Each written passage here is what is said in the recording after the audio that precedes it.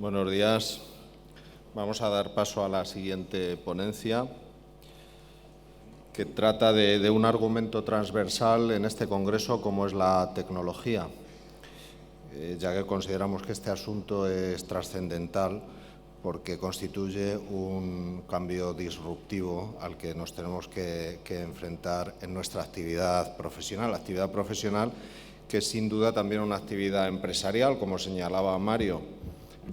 Con independencia del tamaño que tengamos, ya seamos individuales, despachos pequeños o firmas medianas o grandes, somos empresas y como tales empresas tenemos que ir adaptando nuestra actividad a los cambios que experimenta el entorno. Y los cambios tecnológicos tienen una especial significación porque no solamente van a afectar a cómo hacemos las cosas, sino también a qué cosas hacemos, al contenido mismo de nuestra actividad.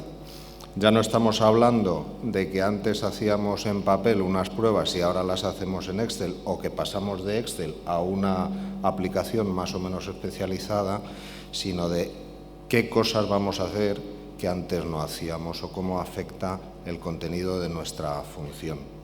Entonces, podemos pensar en los cambios tecnológicos que estamos oyendo, oímos hablar pues, de robótica, de Big Data, de digitalización, de inteligencia artificial, y podemos imaginar que en el futuro, pues ya se está hablando, salen noticias en la prensa, por ejemplo, en un inventario físico ya no tendremos que enviar al junior a hacer un muestreo del almacén del cliente, sino que un dron, por ejemplo, será capaz de hacer el inventario completo de ese almacén. O si hablamos de Big Data, nos puede afectar en el sentido de que cuando tengamos que enfrentarnos a la evaluación, a la valoración de una población muy grande, los aspectos cualitativos y cuantitativos, ya no tendremos que aplicar el muestreo porque seremos capaces de, con independencia de que el universo esté constituido por millones de ítems, valorar exactamente esos atributos o esas magnitudes. Dejaremos de hablar entonces de que el valor de la población está con un grado de probabilidad determinado dentro de un intervalo, a saber con certeza cuál es el valor para el total de la población. O si pensamos en la digitalización, en el futuro, ya hoy en día en gran parte es así, todas las transacciones de todos nuestros clientes y de todas las compañías de la economía estarán en la nube, lo cual permitiría aplicar técnicas de verificación automática sobre saldos y transacciones. Y ya podríamos olvidarnos de las famosas circularizaciones, conciliaciones, etcétera. O, por ejemplo, la introducción de la inteligencia artificial nos podría permitir que una máquina llevase a cabo ciertas tareas que ahora mismo realiza la mente humana. Una revisión analítica, por ejemplo, y no estoy hablando de calcular un ratio o cruzar dos cifras, sino estoy hablando de que una máquina sea capaz de hacernos un análisis de una cuenta, de unos estados financieros, teniendo en cuenta las circunstancias que han ocurrido en la economía, factores internos y externos, ordinarios, extraordinarios, datos de todo tipo, y nos haga un análisis tan bueno como el que haríamos nosotros. Sí que es cierto que la evolución de la inteligencia artificial, claro, me imagino que abre ya otros horizontes más lejanos, como puede ser ya no solamente que el cómo hacemos las cosas y el siguiente paso que hemos dicho, que es qué cosas hacemos, sino el propio papel de nuestra profesión, del auditor. Que eso es una cosa que, en todo caso, tendremos que estar atentos y que me sirve para enlazar con otro asunto transversal que también ha mencionado el presidente, que es la necesidad de adquirir tamaño para poder enfrentar adecuadamente a todos estos retos. Pero bueno, no me quiero salir, después de este enmarque del asunto, no me quiero salir del contenido de la ponencia que nos ha preparado Alejandro, que no es otra que la cuestión general de estos cambios tecnológicos, en qué medida, si están afectando a los agentes, a los sujetos de derecho y a las relaciones que surgen entre ellos, nuevas relaciones, nuevas situaciones, si no debería adaptarse también el derecho, ¿no? Realmente el derecho positivo, pues hoy en día no contempla todas las situaciones que probablemente se pudieran producir en el futuro. Me estoy metiendo en un terreno que realmente no conozco, pero bueno, por poner el toro en suerte a Alejandro, yo creo que esta es una dimensión muy interesante, y a todas las preguntas que surgen nos va a responder Alejandro en la ponencia que ha preparado y que os invito a seguir con gran atención porque creo que es muy interesante.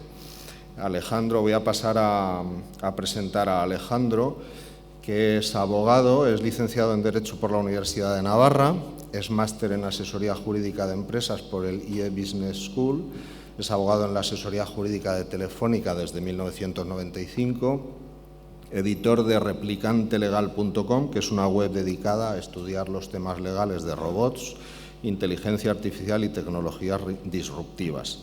Es autor del libro Reflexiones de un replicante legal, publicado por Aranzadi. Es director académico de Robotijuris, que es el primer congreso que se celebra en España sobre cuestiones jurídicas de los robots y la inteligencia artificial. Es miembro del Consejo Académico de FIDE, es mentor de Guaira y es profesor en distintos cursos de posgrado y universidades en materias relacionadas con propiedad intelectual, audiovisual, nuevas tecnologías e innovación en el sector legal.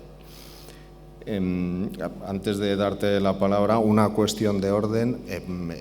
Sí me ha pedido Alejandro que cortemos al menos 20 minutos antes de consumir el tiempo, con el objetivo de que podáis participar. Hay dos formas de participar. Una sería a través de la app que entiendo que os habéis descargado en el móvil y que yo voy a recibir aquí. Veo que todavía no hay ninguna inquietud. Voy a recibir aquí y que trataré de administrar de forma adecuada. Y otra vía es directamente con el sistema clásico de los micrófonos, que me imagino que estarán disponibles por ahí. Entonces, sin más, pues te doy la palabra, Alejandro, agradeciéndote tu presencia. Muchas gracias. Me voy a poner de pie, si os parece. Son y 20. Para mantener los tiempos, si te parece, Javier, lo que hago es, voy a intentar que dure media hora para que tengamos 10-15 minutos para hacer ese debate. Bueno, muchas gracias por la presentación, muchas gracias a Javier Quintana también por la invitación. Es un placer y una responsabilidad estar hoy aquí con vosotros. La idea es hablar de transformación digital, voy a hablar en general y voy luego a poner un poco más de foco en el mercado legal, porque nos parecía que era un mercado digamos, conexo, complementario, parecido al vuestro y del que se pueden extraer bastantes conclusiones, ¿no? Voy pasándolas, yo os digo, voy a pasar más o menos rápido, pero sí quería poneros un poco en contexto. Esta imagen es una imagen que podía ser perfectamente normal hace 50 o 60 años y ahora lo que vemos es más bien esto. Así es como celebran los jugadores de Argentina que han pasado a la final de la Copa América, ¿vale? Compartiéndolo en redes sociales, haciéndose fotos, etc.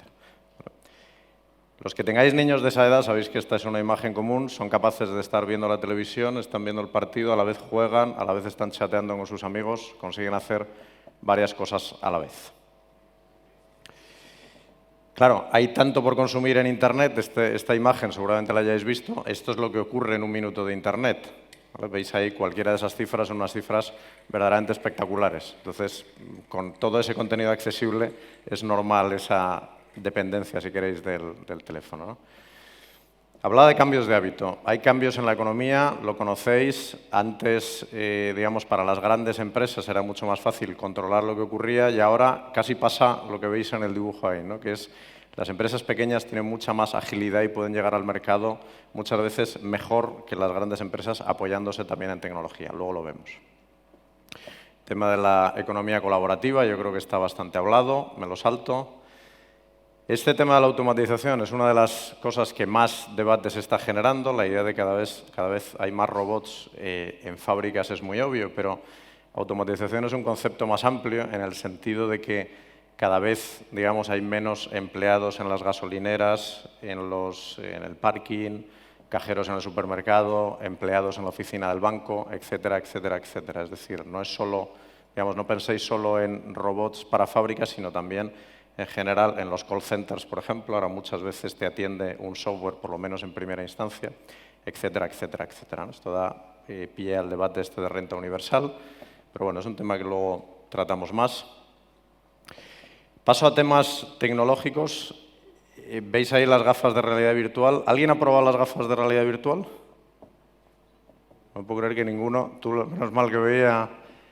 Es una, no sé si coincidiréis conmigo, pero a mí me parece un antes y un después. Es decir, cuando lo pruebas te das cuenta de lo inmersivo que es, de cómo te mete en lo que estás haciendo, ¿no? Creo que va a ser una revolución, cuando lo pruebas te das cuenta, va a ser una revolución en la manera en que se consume el ocio, el entretenimiento, la formación, etcétera, ¿no? Esas gafas de ahí no tienen cascos, pero ahora hay modelos, digamos, que verdaderamente estás metido dentro, ¿no? Los que no lo hayáis probado os animo a hacerlo porque verdaderamente veis el potencial que tiene esa tecnología, ¿no?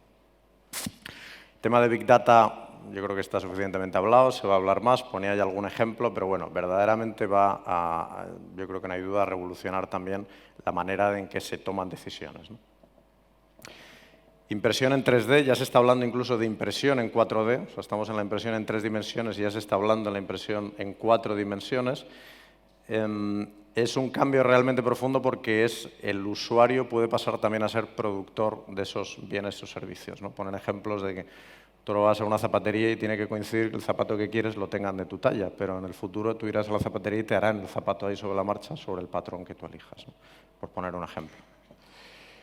Blockchain sí supongo que os sonará más y al que no le suene os aconsejo que lo empecéis a mirar porque tiene a la banca en jaque intentando entender la tecnología y cómo se puede aprovechar de esa tecnología, al sector asegurador.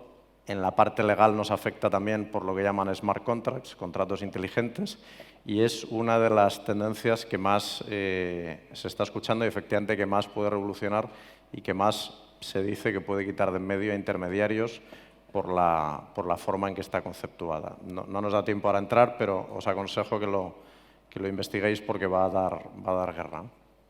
Tema de inteligencia artificial. Salía esta noticia hace poco. Ya ha salido hace años que el ordenador es capaz de ganar al ser humano en ajedrez. De hecho, ya nadie asume que el ser humano puede ganar a la máquina, es bastante más sofisticada. Este Go es un juego parecido, pero más difícil y también lo ha conseguido. Tiene unos desarrollos espectaculares últimamente. Esta es la parte de wearables, que también veis, los relojes. Obviamente este es el siguiente paso. Ya no es wearable, este ya es, como llaman en inglés, insideable. O sea, ya realmente te lo metes dentro y cada vez más veremos también esa tendencia hacia cyborgs, transhumanismo, llamarlo como queráis, pero cada vez también avanzamos más hacia eso, ¿no? ¿Está bien? Se ha quedado aquí. Ah, no. Internet de las cosas, veis ahí la cifra en la que más o menos coinciden los expertos. Para el año 2020 vamos a tener 50 billones de elementos conectados, de cosas conectadas, ¿no? Ahí veis la explosión, 50 billones americanos, 50.000 millones, ¿vale?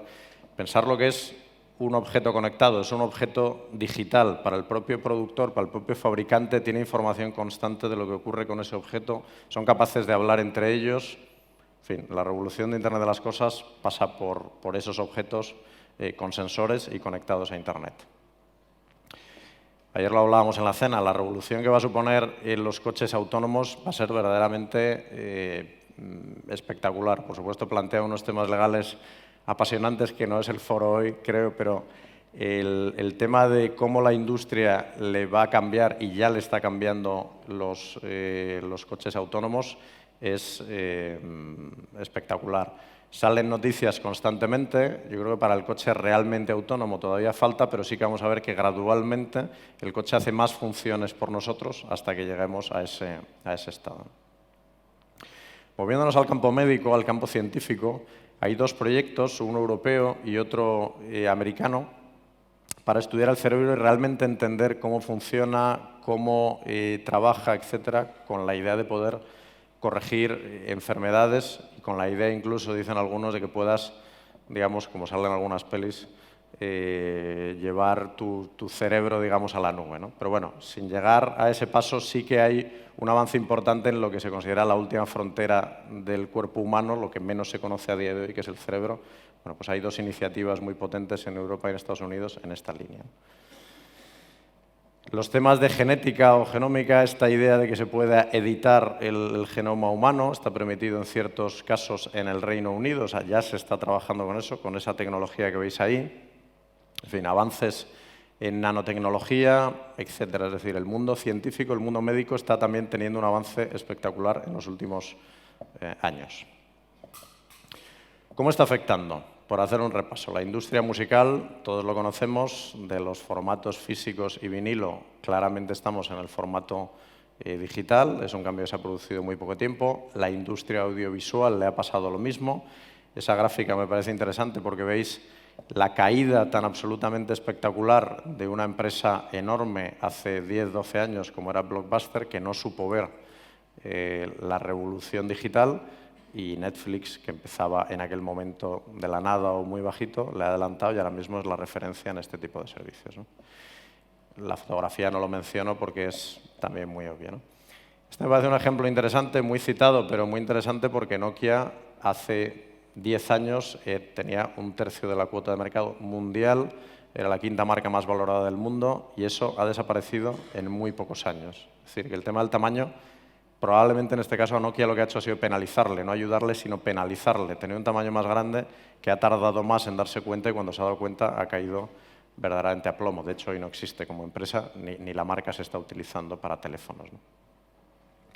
Esto probablemente muchos médicos no hubieran pensado que era posible, pero ya se está operando con ese robot quirúrgico que se llama Da Vinci y está haciendo cada vez más operaciones, muchas de ellas en Estados Unidos, pero extendiéndose más, ¿no? Y opera, según el consenso de los propios médicos, con mucha más precisión que ellos mismos, ¿no? Los médicos controlan ese robot desde una sala al lado o que incluso puede estar en cualquier otro sitio del mundo, lo cual es otra revolución también gigantesca, que un médico te esté operando, digamos, a través de un robot, pero te esté operando desde otro país completamente diferente, es una revolución para la medicina fundamental. Por cambiar de sector, esta me parecía interesante porque vierais en el mundo de la restauración, por ejemplo, pues la cantidad de aplicaciones o con la cantidad de tecnología que está llegando a ese sector o interactuando, ¿no? Todos conocemos TripAdvisor, otras aplicaciones, pero fijaros, ahí veis un montón de ellas que tienen que ver con ese mercado, ¿no? El vídeo no sé si merece la pena ponerlo. Me lo voy a saltar y si no, luego vuelvo al vídeo, ¿vale? Para que nos dé tiempo a charlar un poco más. Pero vamos, el vídeo, en cualquier caso, la ponencia yo creo que la vais a tener. Podéis, si le dais al clic, sale el vídeo. El vídeo es bastante interesante porque no veo bien, pero 3 minutos condensa bastante el tipo de cambios que estamos viendo. Luego, si queréis, lo ponemos para no entretenernos ahora. Esto ha sido un repaso más o menos rápido de qué es lo que está ocurriendo en general. Muchos de estos temas igual los conocéis, pero quería poner una foto entera para que se viera, digamos, la dimensión del tipo de cosas que está ocurriendo. ¿Qué pasa en concreto poniendo el foco en el sector legal? Es cierto que hemos avanzado, claro que hemos avanzado. Esa imagen era medianamente habitual hace unos años y ahora esos libros son más de consulta decorativos que de consulta, ¿no? Tenemos temas de firma electrónica que están bastante desarrollados en algunos ámbitos y el IRPF es uno de ellos, ¿no? Tenemos el tema del Exnet, que eso da otros problemas y me lo salto, pero la realidad es que hay esa idea de vamos hacia el papel cero, hacia la justicia digital, etcétera, con todos sus problemas, pero la idea es ir hacia eso, ¿no? Pero claro, esta frase me parece bastante relevante. Estamos cambiando en el sector legal, me refiero ahora, pero es que el problema es que el ritmo de cambios fuera es mucho más alto que, en mi opinión, el que está haciendo el sector legal. Y entonces, si eso es así, la frase de Jack Welch me parece que refleja bien el problema. Es decir, si tus potenciales clientes van mucho más rápido y abrazan la digitalización mucho más rápido de lo que nosotros los abogados lo hacemos, creo que tenemos un problema, porque mucha gente argumenta lo que os decía antes, oye, si ya estamos haciendo cosas. Y digo, sí, pero el problema es que el mundo está cambiando probablemente más rápido de lo que nosotros estamos cambiando. Entonces, obviamente, el diferencial crece, ¿no? Lo que llaman, habéis oído probablemente lo de fintech, para el mundo legal le llaman Legal Tech, y ahí veis unas iniciativas que no me quiero detener, pero me interesa más casi el número de abajo, y es que en el año 2009 había 15 de iniciativas de este tipo, digamos, servicios legales que utilizan predominantemente tecnología, había unas 15, y en el año 2014 estamos hablando de que hay más de 400, es decir, la tendencia, la aparición de nuevos servicios de ese tipo es espectacular. Veis que opera en distintos campos, no lo pone ahí, donde pone Legal Research es más bien Big Data, y luego hablaremos un poco más de los que están en la columna de mi izquierda. El famoso Watson, que sale constantemente, es lo que IBM llama computación cognoscitiva.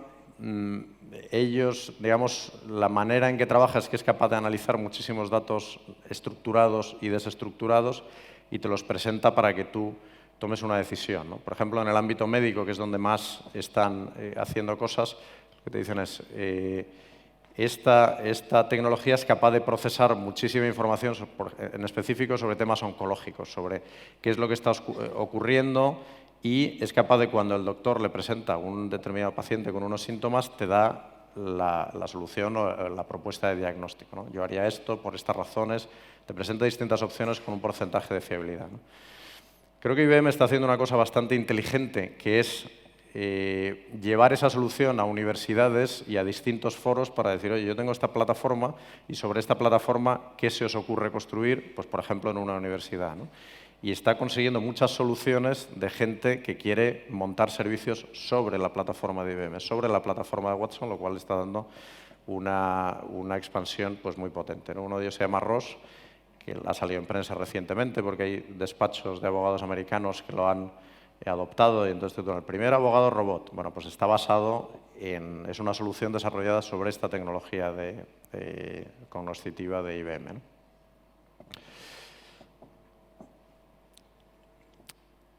Vemos que evoluciona, evidentemente. Como veis ahí en la noticia, hay un robot, no es exactamente robot, es un software que recurre multas con un porcentaje de fiabilidad y de acierto bastante alto, ¿no?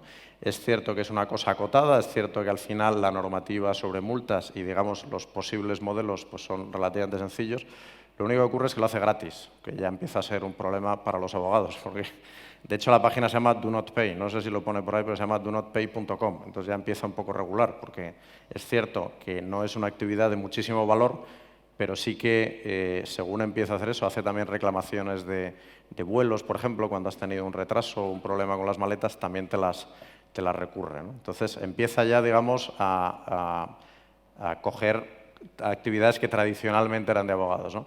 Y aquí, si veis lo que dice el claim de esta empresa, que se llama Legal Robot, es todo el mundo tiene que entender lo que firma, pero no todo el mundo necesita un abogado. Entonces, parece muy claro que va como a la línea de flotación, o que claramente su idea es desintermediar a los abogados en este caso, ¿no? Hacen una tarea que es, tú le mandas cualquier contrato y te dice si las cláusulas que le dices, obviamente, si tú eres, qué parte eres, comprador, vendedor, etcétera, y te hace una propuesta de cláusulas, te dice cuáles no son razonables, y todo eso lo hace por 10 euros, por ejemplo, ¿no? Entonces, ese tipo de soluciones ya están ahí, de momento más en países anglosajones. Es verdad que, por ejemplo, en el Reino Unido tienen una normativa, digamos, más liberalizada de acceso a servicios legales, pero la realidad es que eso está ocurriendo con ejemplos concretos como esto que os cuento, ¿no?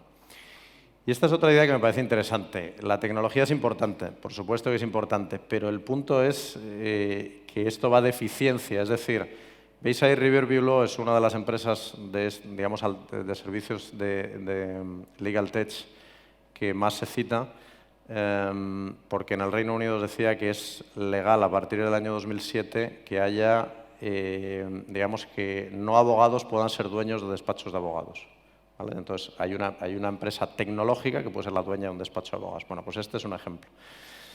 Cuando le preguntaron al CEO, a Carl Chapman, por qué una empresa de tecnología entra en el sector legal, dice, porque vemos muchísimas ineficiencias. Entonces, creemos que a través de la tecnología se pueden corregir muchas de esas ineficiencias. Es decir, que no toméis la tecnología, no penséis en la tecnología como un fin, sino que muchas veces es un medio para conseguir otra cosa, y para ellos es muy claro, y de hecho la manera en que funcionan es precisamente detectar dónde es más eficiente trabajar con esta solución que hacerlo de otra manera y están teniendo bastante éxito.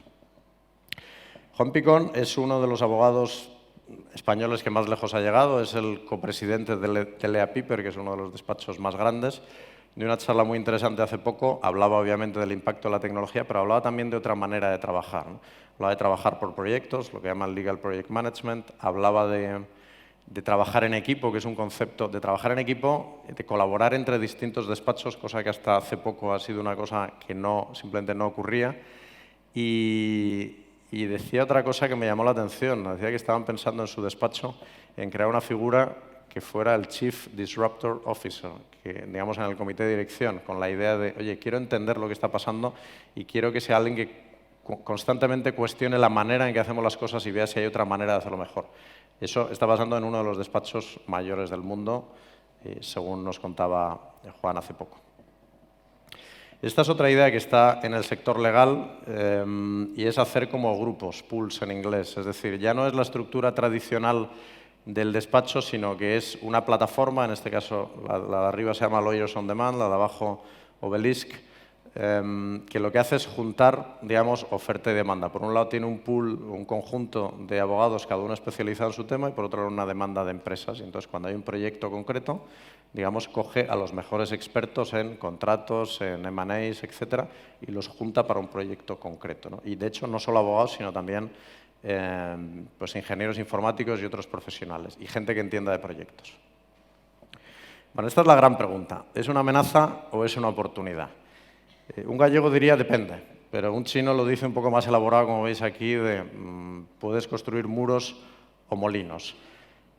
Obviamente, todo ese avance de la tecnología va a hacer que haya menos trabajos, o sea, que algunos trabajos desaparezcan. Yo creo que eso a estas alturas de la película es bastante claro. Va a exigir de nosotros que adquiramos otras habilidades, que hagamos otras cosas o que las hagamos de otra manera, lo cual podría verse como una amenaza, pero yo creo que tiene más elementos de oportunidad. Y os pongo algunos ejemplos, ¿no? Nunca hemos tenido tanto acceso al conocimiento. Ahora mismo hay una cantidad de páginas web, ahora mismo hay esas universidades que veis ahí abajo, de las mejores del mundo, están poniendo a disposición una cantidad de cursos sobre muchísimas materias absolutamente espectacular, muchos de ellos gratuitos, otros por un coste bastante pequeño. Es decir, el tema de formación, es verdad que muchos están en inglés a día de hoy, pero el tema de formación no es una barrera como sí podía ser antes, que o estudiabas en determinadas universidades o lo tenías difícil. Muchos de esos cursos se están dando cuenta de que esta es otra manera de ofrecerlos y hay multitud de ellos, muchos muy interesantes, ¿no? Temas redes sociales, muchos lo califican como armas de distracción masiva y es verdad que pueden tener se puede ver así. Pero yo, de mi experiencia personal, me parece una forma, estoy hablando obviamente de usar las redes sociales de una manera profesional, no de poner fotos de la barbacoa en Facebook. Estoy hablando de usar LinkedIn o usar las redes que sea, pero para usos profesionales.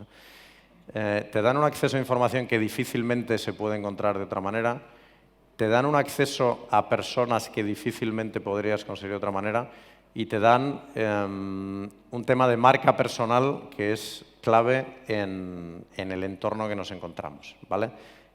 Os recomiendo que si no lo hacéis, empecéis a probarlo porque la manera de hacerlo es verlo, ¿no? Está funcionando Twitter, pero probar cualquier otra, empezar a hacerlo.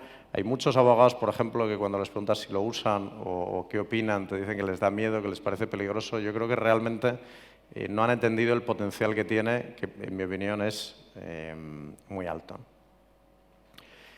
Esto es específico del mundo legal, pero claro, todas estas nuevas tecnologías tienen una parte positiva en el sentido de que están naciendo muchas de ellas ahora mismo y entonces hay muy pocos expertos.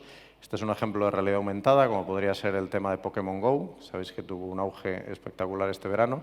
Hay muchas de estas tecnologías que realmente no hay expertos en ellas. Entonces, lógicamente plantean temas legales, como casi todo, y ser experto en estas materias te lleva un tiempo relativamente corto, 3-6 meses, digamos, de leer lo que está escrito hasta ahora, pero me parece un nicho algo parecido, si queréis, a quien se especializó en temas de protección de datos y privacidad hace 10 años y ahora mismo puede vivir perfectamente de eso y más con el nuevo reglamento europeo que va a entrar en vigor en breve, ¿no?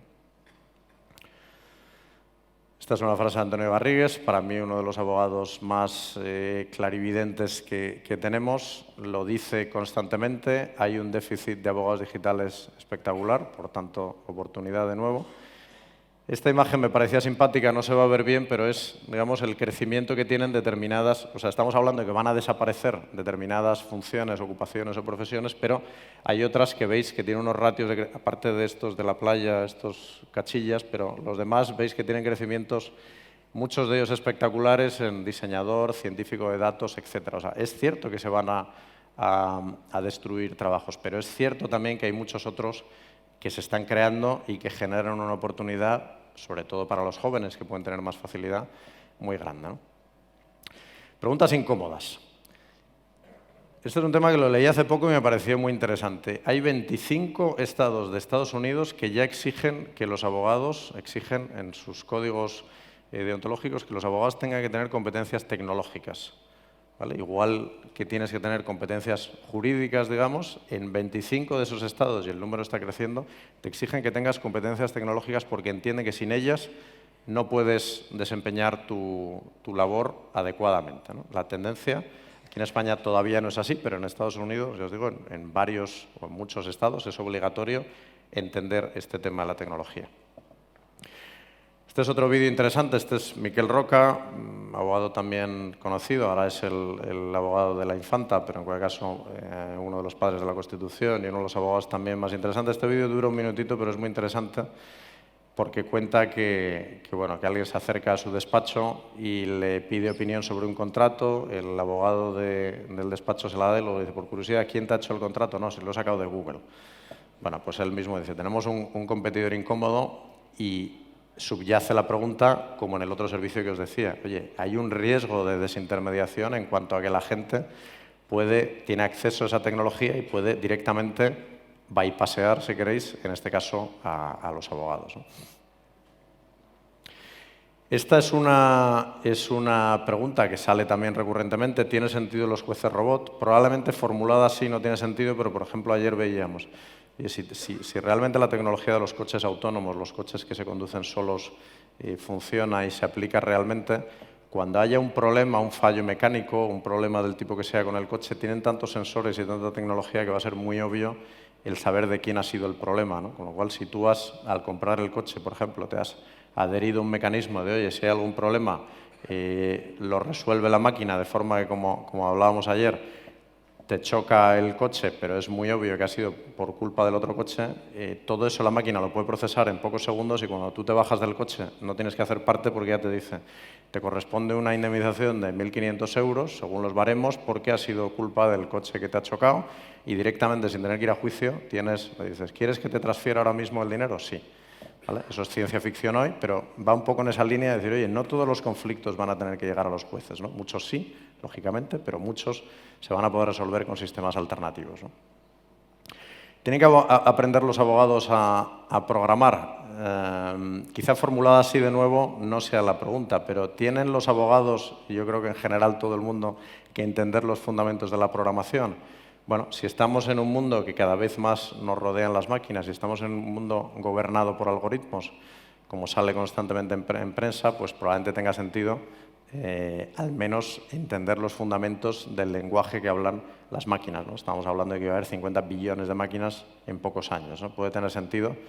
Yo os digo que yo personalmente ya he empezado, o sea que por aplicarme a la medicina ya lo estoy haciendo y verdaderamente es un campo apasionante, ¿no? ¿Por qué nos cuesta tanto innovar a los abogados?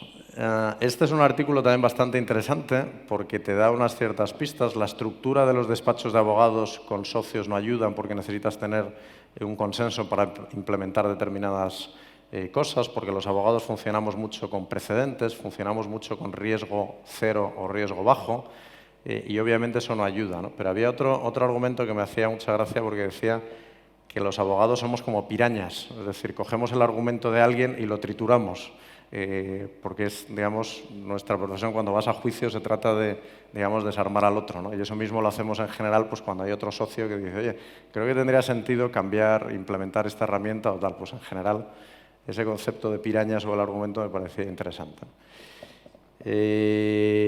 No sé si avanzar con esto, lo pasamos más o menos rápido. Dejarme que lo pase, esto lo voy a adelantar. Esta es una frase que está puesta en broma, pero es más común de lo que nos creemos. Es decir, muchas veces, digamos, hay una moda de transformación digital y entonces decimos, vamos a hacer esa transformación digital, pero realmente queremos que no ocurra nada, ¿no? En la línea con el gato pardo. Yo creo que solo, digamos, entraría en esa transformación digital si verdaderamente nos creemos que nos va a llevar a algún sitio, ¿no? Bueno, esto es más o menos la misma idea. Y esta también me parece relevante, es decir, la frase de Darwin sigue siendo vigente. No es necesariamente el más fuerte ni el más inteligente. Luego hablamos de las posibilidades que tiene una firma más pequeña, que era otro tema que salía en la intervención de Mario. Yo creo que tiene muchas posibilidades ahora mismo, pero parece más importante que el tamaño o el capital, digamos, me parece que es mucho más importante la actitud hacia esos cambios, ¿no? Y os pongo unos pocos ejemplos para acabar. La policía no parece, digamos, la institución a priori que más, digamos, podría abrazar las redes sociales. Bueno, pues tiene 2,5 millones de seguidores en Twitter, claramente más que el FBI, por decir un ejemplo. Es el cuerpo, de cuerpos y fuerzas de seguridad de Estado que más seguidores tiene en Twitter y hace una función verdaderamente espectacular. Este ejemplo no tiene nada que ver, pero me ha hecho mucha gracia también porque este es el currículum de un desarrollador de videojuegos que lo que ha hecho es que su currículum es un videojuego. Y entonces, según le vas dando, vas pasando pantallas y me parece una manera absolutamente brillante de presentar el currículum y no poner, he estudiado en la universidad, he hecho esto, sino que el tío, en este no nos da tiempo, pero si lo pincháis en la presentación lo veis, va pasando pantallas y me parece otra forma de innovar, en este caso en algo que en principio no se puede innovar. Bueno, pues él ha hecho de su currículum un videojuego. Este es un tipo genial, Ricardo Lop, que era un agricultor hasta hace poco y ahora vende cuchillos en no sé cuántos sitios. Si buscáis su nombre también está el vídeo ahí, tiene una historia apasionante, ¿no? No había tocado jamás un ordenador y ahora es el tío que vende más armas, cuchillos, etcétera, de no sé cuánto. Una historia muy interesante. Y lo resumo con esto, o acabo con esta frase que me parece que resume el tema. Hacker se asocia normalmente con alguien que lo que hace es, digamos, entrar en los sistemas de información, digamos, cometer delitos usando esa información, pero realmente ese no es el significado correcto. Hacker es alguien que lo que hace es cuestionarse las cosas, ser curioso, digamos, estar en contacto con otro tipo de gente. Algo que nos pasa a los abogados mucho es que, digamos, si tú eres abogado laboralista, hablas con los abogados laboralistas, pero no se te ocurre que tú puedes también meterte en un tema de civil, por ejemplo, y mucho menos se te ocurre que puedes interactuar de una manera fluida con un ingeniero o con una persona técnica o con un médico, ¿no? Con este hashtag, con esta idea, lo que quiero reflejar es, creo que los tiempos que tenemos y los que nos vienen requieren de esa actitud de estar muy abierto a los cambios y muy pendiente de lo que está pasando y muy en contacto con más gente. Y creo que por lo menos en tiempo ha sido lo que habíamos pactado y nos queda el tiempo que queráis ahora para... Además, porque he puesto el cronómetro y lo has justo clavado. O sea que, perfecto. Bueno, tenemos algunas preguntas aquí, 5 preguntillas que han llegado a través de la aplicación. Insisto en animar a... Es un tema apasionante este. Bueno, hay una primera pregunta que dice el sistema... Mira, ¿ves? Está saltando. Nueva era, nuevos retos. ¿El sistema educativo está preparado para la revolución digital? Que creo que no, pero... Creo que no, pero son conscientes de que tienen ese reto, ¿no? Estábamos viendo antes la nueva manera de hacerlo, ¿no? Yo creo que cada vez menos va a ocurrir, sobre todo en la universidad, el que va a haber un profesor que imparte una lección magistral. Cada vez va a ser una manera mucho más colaborativa, alguien que lo que hace es, digamos, lanzar retos, lanzar temas y que va a ser mucho más participativo de lo que es ahora. El tema de las tecnologías es un torpedo en la línea de flotación porque efectivamente si puedes acceder a ese conocimiento sin tener que desplazarte, pues eso pone en cuestión a muchas de las formas tradicionales de entenderlo, ¿no? Yo creo que la educación ahora mismo el foco debería ser aportar valor. ¿Vale? Y si ese valor se aporta con una clase presencial, hacerlo presencial y si no, hacerlo en un formato online o lo que sea. Pero la educación yo creo que está empezando a ver que tiene que cambiar. Hay muchas iniciativas que van en ese sentido, pero va a cambiar mucho más sin duda ninguna. Muy bien. En este punto quería yo matizar una cosa, a ver qué te parece. Yo creo que tenemos un problema en la educación porque estamos muy lejos todavía de ni siquiera tener una actitud de conciencia de lo que representa la tecnología. Y simplemente hay que fijarse que en las escuelas siguen nuestros hijos gastando mucho tiempo en hacer letras cuando luego a mano, cuando todos acabamos escribiendo con 2 dedos, ¿no? Pero no solamente eso, sino que además yo creo que se sigue poniendo el foco en habilidades que van a pasar a la historia, como es el memorismo. Y hoy en día tenemos aquí todos los datos del mundo y nuestros hijos lo tienen. Es cuestión de utilizar la inteligencia, las herramientas del discernimiento y de manejar esos datos. No sé qué piensas de eso. Sí, sin duda ninguna. Bueno, hay otra pregunta aquí. ¿Cómo puede mejorar el Big Data el trabajo del auditor? Vale. Yo creo que va a haber otra ponencia específica sobre Big Data, pero Big Data es una herramienta que al final, digamos, las empresas se están dando cuenta de que tenían un potencial gigantesco en los datos que no estaban aprovechando. Es decir, os pongo el ejemplo de Telefónica, que es la empresa que lógicamente conozco mejor, ¿no? Pero ahora hay una apuesta muy fuerte en Telefónica por este tema de Big Data, porque al final dices, oye, tengo una cantidad de información absolutamente espectacular que si soy capaz de procesarla y soy capaz de sacar valor de esa información, puedo cambiar muchísimas cosas, ¿no? Me está viniendo a la cabeza un ejemplo del Big Data, por ejemplo, aplicado en la NBA, que era que algunos equipos, que sabéis que en la NBA además lo miden todo muchísimo, pues tenían comprobado que les resulta mucho más efectivo si van perdiendo, por ejemplo, pues a los pocos segundos tirar un triple, porque tienen estudiado que tiene el porcentaje de efectividad es bestial, mucho más que elaborar la jugada de tal. Es decir, cada vez hay más ejemplos de que con esa información adecuadamente tratada y procesada puedes extraer insights, información muy útil para cambiar tus procesos, ver que estás dejando de atender determinada demanda, o sea, para cualquier otra cosa, pero el paso previo es tener esa información y procesarla adecuadamente. Y a partir de ahí los usos que se le puede dar son ilimitados, si queréis. Efectivamente, eso probablemente está por ver, pero realmente la capacidad de manejo de información que te proporciona el Big Data, pues en nuestra profesión lo que va a ocurrir es que la estadística ha muerto. O sea, realmente vamos a poder, como comentábamos antes, acceder a analizar poblaciones completas. Sí, y de una manera, pero Big Data, lo que pasa es que a veces le llamamos Big Data a lo que es Small Data. Big Data es cuando de verdad analizas millones y millones de datos. Ese es el salto cualitativo, porque hasta ahora hay herramientas que analizan datos. El salto cualitativo que mete Big Data es que el volumen de información es absolutamente brutal. Y no solo de tus propias fuentes internas, sino que puedes, si de verdad se hace bien, puedes analizar de muchos sitios que tienen, por ejemplo, datos abiertos, que es otro de los debates, el Open Data, y hasta qué punto las administraciones, por ejemplo, tienen que compartir más datos. Pero puedes analizar muchísimos datos y si los procesas bien te da un acceso a un conocimiento que antes no teníamos. Sí, aquí hay otra pregunta que yo creo que en parte sí que has apuntado antes la respuesta cuando hablabas de la importancia de la actitud. Y está diciendo, Alejandro, ¿no crees que en los procesos de digitalización en las empresas se pone el foco solo en la tecnología y se descuida la necesaria transformación cultural para poder llevar a cabo dichos procesos? Sí, claramente. Yo creo que habría que empezar al revés. Es que me parece que es un error poner el foco en la tecnología cuando no pones el foco en las personas. Y son las personas las que van a adoptar esa tecnología. Conozco muchos casos que efectivamente, pues un despacho, se gasta un dineral en un nuevo software para hacer lo que sea, pero realmente se lo han gastado porque un consultor les ha convencido, porque les parecía que estaba de moda, por la razón que sea. Pero realmente no han antes interiorizado que necesitan eso, que lo van a usar. Como me contaban hace poco, no puedes tener unos software estupendo, pero si luego no le metes los datos, pues aquello no va a ningún lado, ¿no?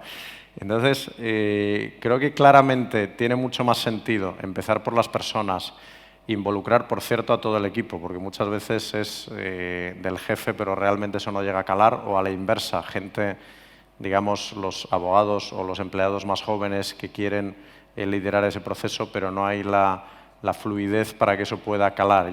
Yo personalmente creo que no va a funcionar realmente un cambio en la empresa solo con la parte de la tecnología. Yo creo que hay que empezar por la parte de las personas, de verdad, involucrar a las personas y a partir de ahí la entrada en la tecnología ocurrirá, ¿no? Y creo que además hay otro elemento que lo tenía que haber dicho y se me había olvidado y aprovecho ahora y es mucho mejor es empezar de poco en poco. Es decir, otro de los fallos que suele ocurrir, y también lo apuntaba ese artículo, es hacemos los proyectos faraónicos, una cosa verdaderamente espectacular, a 3 años vista, hay que cambiarlo todo. Es mucho más difícil que funcione eso. Es mejor empezar con proyectos pequeños, pero que tengan resultados a corto, porque eso te da mucha más sensación de, oye, esto está funcionando y tiene sentido. Si haces un proceso carísimo, larguísimo y complicadísimo a 3 años vista que te va a cambiar por completo, es más difícil. Yo creo que paso a paso se llega más lejos que intentando dar un salto de 10 metros. Muy bien. Bueno, yo creo que tu ponencia nos va a ayudar a cambiar esa mentalidad y evolucionar adecuadamente. Aquí hay finalmente dos preguntas un poco más filosóficas y luego si alguien quiere hacer una pregunta con el micrófono pasamos a eso. ¿Crees que en el futuro necesitaríamos menos economistas y más tecnólogos o todos tendremos que ser tecnólogos? Yo creo que todos tenemos que ser tecnólogos. Yo creo que en el caso de la abogacía difícilmente ya hay abogado analógico, abogado digital. Yo creo que, digamos, lo sigue habiendo por inercia, si queréis, pero cada vez es más difícil que los abogados en concreto, y entiendo que pasa también aquí, podamos vivir al margen de eso. Yo creo que, obviamente, aporta mucho valor los equipos multidisciplinares en los cuales haya técnicos, pero cada vez más creo que la tecnología está inundando todo y, por tanto, sin esas habilidades me parece que va a ser difícil funcionar, ¿no? Es algo parecido, si quieres, al tema del inglés. ¿Puedes ahora encontrar trabajo si no hablas inglés? Puedes encontrar trabajo, pero yo creo que te limita bastante para acceder por lo menos a ciertos puestos porque ahora mismo, por lo menos en nuestro sector, es bastante extraño que si tú vas a una reunión con una empresa americana vayas con un traductor.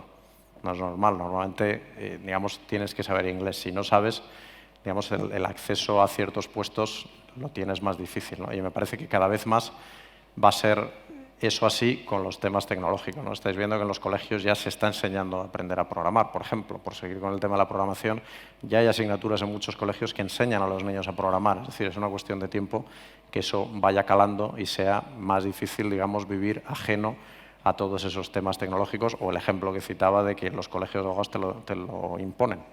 O sea, que es que no hay, digamos, tienes que tú interiorizarlo y hacerlo sí o sí, ¿no? Muy bien. Desde luego nosotros tendremos que tener en cuenta que si nos queremos anticipar a los necesarios cambios tendremos que incorporar nuevos criterios en el recruiting. Y claro, porque tradicionalmente al que sepa contabilidad, que sepa auditoría, pues hay una nueva dimensión que desde luego habrá que tener en cuenta. Sí. Bueno, aquí hay una última pregunta. ¿Cree usted que llegará el día en que un robot firme una auditoría, una multa, una condena de cárcel? Bueno, contesto del final hacia el principio. Condena de cárcel no creo, mucho tendrían que cambiar las cosas porque efectivamente esa es una valoración que no creo, no me parece que estemos ahí. Veo que el futuro podría ir a ese, más que un robot, digamos, un software, pudiera ayudar al juez a determinar, ¿no? Hay, de hecho, me está recordando eso, que en Estados Unidos, ahora no me sale el nombre, pero hay un software predictivo, algo en línea con lo de Minority Report, la película, pues tienen una cosa parecida, que efectivamente según el historial, la persona, el delito, pues como que le proponen al juez una determinada solución. O sea que no es eso, pero estamos relativamente cerca de eso. Una multa, sí, prácticamente ya lo hacen. Todo un expediente, cuando te hacen una foto porque vas más rápido que una determinada velocidad, yo creo que no hay intervención humana, te diría, en ninguna parte de ese proceso. Porque hasta la firma que aparece al final es una firma escaneada, o sea que ni siquiera yo qué sé, quien sea de la Dirección General de Tráfico la ha firmado, han escaneado su firma y lo han puesto ahí. O sea, debe tener una intervención humana, un proceso de multa, a día de hoy ya verdaderamente escasa. O sea, que la de en medio me parece que claramente ya es así, ¿no? Y una auditoría, probablemente no a día de hoy, pero lo que sí habrá, creo, es cada vez más participación de la tecnología para esos procesos de análisis de información, etcétera. Probablemente no para llegar al paso final de firmarlo, pero bueno, la automatización, coinciden todos los expertos en eso, que va a ir imponiéndose cuanto más repetitivas sean las tareas y más automatizables. Es decir, el principio es todo lo que sea automatizable va a ser automatizable. Es una cuestión de tiempo que eso ocurra, ¿no? La clave ahí probablemente sea aportar valor, que los auditores, los abogados, seamos capaces de aportar valor. Lo mencionaba antes Mario y me parece que es la clave de esto. Si no somos capaces de aportar valor, en el mundo que viene lo vamos a tener realmente difícil porque esa tecnología va a generar unas eficiencias que por nuestra manera de trabajar no vamos a conseguir a ese nivel. Con lo cual yo creo que el foco debe ser, por lo menos en la parte legal muy claro, oye, aportar valor y llegar donde a día de hoy no están llegando ni previsiblemente van a llegar las máquinas a corto plazo. Muy bien. Bueno, no sé si hay preguntas. ¿Alguien quiere formular alguna pregunta en vivo? Bueno, pues entonces, considerando que hemos cumplido el tiempo, ya son las 12:05 y para no acumular retrasos, pues reitero el agradecimiento. Ha sido muy interesante tu ponencia y muchas gracias. Gracias.